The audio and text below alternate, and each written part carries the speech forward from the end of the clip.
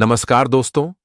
क्या आपने कभी सोचा है कि शरीर द्वारा किए गए पापों की सजा मृत्यु के बाद आत्मा को क्यों मिलती है और इसका रहस्य क्या है? यह न केवल दार्शनिक और आध्यात्मिक जिज्ञासा को जन्म देता है, बल्कि यह हमें अपने कर्मों, जीवन के उद्देश्य और आत्मा की शाश्वत यात्रा पर विचार करने के लिए प्रेरित करता है। यह प्रश्न हिंदू दर्शन, गरुड़ पुराण, भगवद गीता और कर्म सिद्धांत से गहराई से जुड़ा है। मैं इसे विस्तार से, तार्किक और व्यवस्थित रूप से एक कथा के द्वारा समझाऊंगा, ताकि आप इस जटिल विषय को पूरी तरह समझ सकें। साथ ही इसके पीछे के दार्शनिक और आध्यात्मिक रहस्य को भी उजागर करूंगा। लेकिन इससे पहले आप चैनल को सब्सक्राइब अवश्य कर लें। तो लिए कथा की ओर चलते हैं। गंगा के तट पर हिमालय की गोद में बसे एक प्राचीन आश्रम में सूरज की अंतिम किरणें पेड़ों के बीच से छनकर आ रही थीं। आश्रम के बाहर गंगा की लहरें कोमल स्वर में गीत गा रही थीं और चीड़ के वृक्षों की सरसराहट मानो प्रकृति की सांत्वना भरी लोरी हो। आश्रम के बीच में एक तुलसी के पौधे के पास गुरु शांतनु अपने शिष्यों को जीवन और मृत्यु के गहन रहस्यों का पाठ पढ़ा रहे थे। उनके शब्दों में गहराई थी और चेहरा करुणा से भरा था। शिष्यों के बीच एक युवा विशाल चुपचाप बैठा था। उसकी आंखों में जिज्ञासा थी, लेकिन मन में एक गहरी बेचैनी। कई दिनों से एक प्रश्न उसके हृदय को कुरेद रहा था। आखिरकार उसने कांपते स्वर में पूछा, गुरुदेव, यदि पाप हमारे शरीर से होते हैं तो मृत्यु के बाद सजा आत्मा को क्यों भोगनी पड़ती है? यह अन्याय क्यों? इसका रहस्य क्या है? गुरु शांतनु ने विशाल की ओर देखा। उनकी आंखों में एक गहरी करुणा थी, मानो वे विशाल के हृदय के दर्द को पढ़ चुके हों। उन्होंने गहरी सांस ली और मुस्कुराते हुए कहा, विशाल, यह प्रश्न केवल तुम्हारा नहीं, बल्कि हर उस आत्मा का है जो जीवन के चक्र को समझना चाहती है।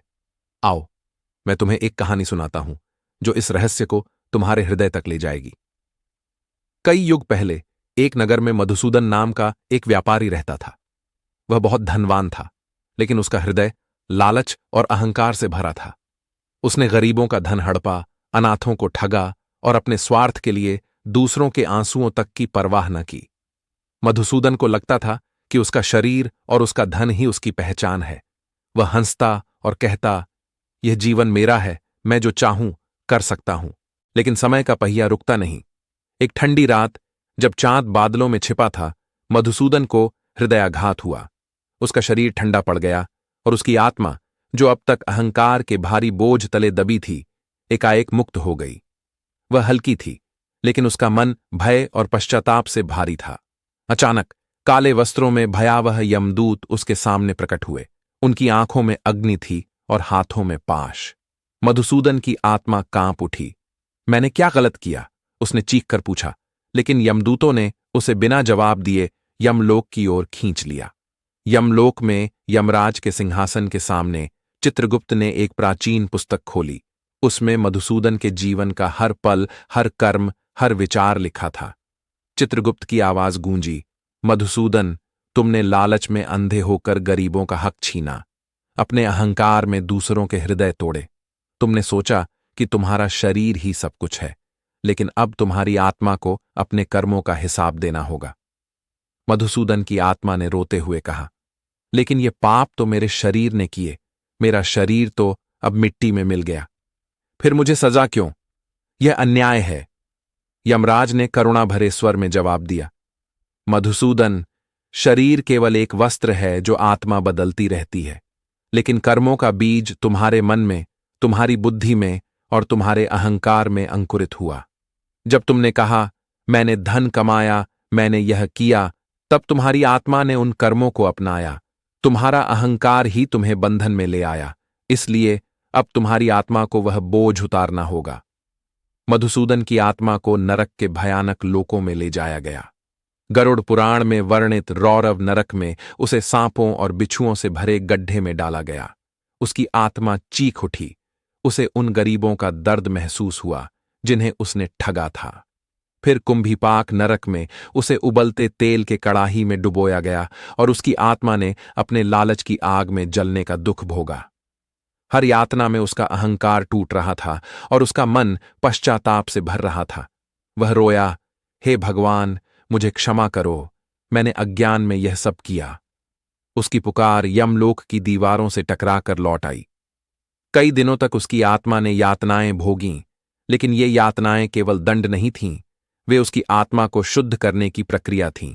जैसे आग में तपकर सोना चमकता है, वैसे ही मधुसूदन की आत्मा धीरे धीरे अपने पापों के बोझ से मुक्त हो रही थी।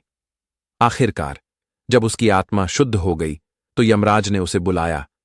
मधुसूदन, तुम्हारी आत्मा ने अपने कर्मों का फल भोग लिया। अब तुम नए जन्म के लिए तैयार हो। लेकिन याद रखो, जीवन का असली उद्देश्य धन या अहंकार नहीं, बल्कि आत्मा का परमात्मा से मिलन है। मधुसूदन की आत्मा को एक छोटे से गांव में एक गरीब किसान के घर जन्म मिला। इस बार उसका जीवन सादगी से भरा था। वह खेतों में काम करता, गंगा के तट पर सूरज को प्रणाम करता और हर जरूरतमंद की मदद करता। लेकिन उसके मन में एक गहरी तड़प थी। वह अपने पुराने जीवन के दर्द को भूल नहीं पाया था। एक दिन गंगा के किनारे एक साधु से उसकी मुलाकात हुई। साधु ने उसकी आंखों में झांक कर कहा, बेटा, तुम्हारी आत्मा थक गई है। तुम जो हो वह शरीर नहीं, आत्मा हो। यह अहंकार ही तुम्हें बंधन में बांधता है। भगवान की भक्ति में डूबो और अपने शुद्ध स्वरूप को पहचानो।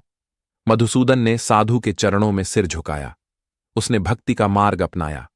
हर सुबह वह गंगा में स्नान करता, भगवान विष्णु का ध्यान करता और अपने कर्म निष्काम भाव से करता। धीरे धीरे उसका अहंकार पिघलने लगा। एक दिन ध्यान में उसे बोध हुआ कि वह न शरीर है, न मन, न बुद्धि। वह तो शुद्ध चेतना है, परमात्मा का अंश। उसकी आंखों से आंसुओं की धारा बही, लेकिन इस बार वे दुख के नहीं, आनंद के आंसू थे। अपने अंतिम दिनों में मधुसूदन ने गंगा के तट पर बैठकर भगवान का नाम लिया। जब उसकी आत्मा शरीर छोड़कर गई तो यमदूत नहीं आए। इस बार उसे लेने स्वर्ग के दूत आए, लेकिन मधुसूदन की आत्मा ने स्वर्ग को भी ठुकरा दिया। वह परमात्मा में विलीन हो गई, जहां न कर्म था, न सजा, न बंधन, केवल अनंत शांति और आनंद। गुरु शांतनु की आवाज थम गई। आश्रम में सन्नाटा छा गया। विशाल की आंखें नम थीं। उसने महसूस किया कि मधुसूदन की कहानी केवल एक कहानी नहीं, बल्कि हर आत्मा की यात्रा थी। उसने कांपते स्वर में पूछा, गुरुदेव, तो क्या हमें अपने अहंकार को छोड़ देना चाहिए? गुरु शांतनु ने कहा, हां विशाल। भगवद गीता में श्री कृष्ण कहते हैं, जब तुम यह समझ लोगे कि तुम आत्मा हो, न कि शरीर, तो तुम कर्मों के बंधन से मुक्त हो जाओगे। पापों की सजा इसलिए मिलती है क्योंकि आत्मा अहंकार के भ्रम में कर्मों को अपनाती है। सजा का उद्देश्य दंड नहीं, शुद्धिकरण है। भक्ति, ज्ञान और निष्काम कर्म तुम्हें मुक्ति का मार्ग दिखाएंगे। विशाल ने गंगा की ओर देखा।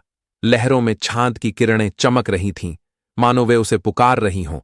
उसके हृदय में एक नई शांति जागी। वह समझ गया था कि जीवन का असली मकसद आत्मा को शुद्ध करना और परमात्मा से मिलन है। यह भावुक कहानी दर्शाती है कि पापों की सजा आत्मा को इसलिए मिलती है क्योंकि वह अहंकार और माया के भ्रम में कर्मों को अपनाती है।